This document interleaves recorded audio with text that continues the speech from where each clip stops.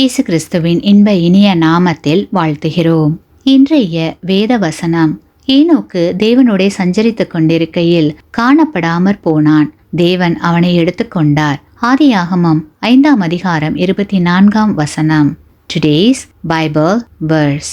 And Enoch walked with God, and he was not, for God took him. Genesis chapter 5 verse 24.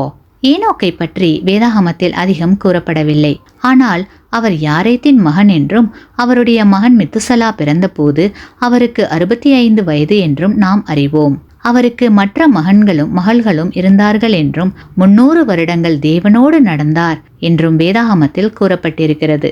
ஏனோக்கை பற்றி பேசும் கடைசி வசனம் மிகவும் சுவாரஸ்யமானது. அது என்னவெனில், ஏனோக்கு தேவனோடே சஞ்சரித்துக் கொண்டிருக்கையில் காணப்படாமற் போனான், தேவன் அவனை எடுத்துக்கொண்டார் என்று கூறப்பட்டிருக்கிறது. ஏனோக்கு இறக்கவே இல்லை. அது எப்படி அல்லது ஏன் என்று நமக்கு தெரியாது. ஆனால் தேவன் ஏனோக்கை நேரடியாக பரலோகத்திற்கு அழைத்துச் சென்றார் என்று இன்றைய வேத வசனத்தின் மூலம் தெரிந்து கொண்டோம். இன்று யாராவது உங்கள் வாழ்க்கையை பற்றி எழுதினால் நீங்கள் தேவனோடு நடந்தீர்கள் என்று அவர்களால் சொல்ல முடியுமா? நீங்கள் அவருடைய திட்டத்தை பின்பற்றுகிறீர்களா? கிறிஸ்துவுக்குள் பிரியமானவர்களே, கர்த்தர் உங்களுடைய வாழ்க்கையின் நாயகராகவும் நண்பராகவும் இருக்க உதவி செய்யுமாறு ஜெபியுங்கள். அப்பொழுது நீங்கள் கர்த்தரோடு பரலோகத்தில் வாழ முடியும். நீங்கள் அங்கு ஏனோக்கிற்கு வணக்கம் சொல்லலாம். ஆமேன்.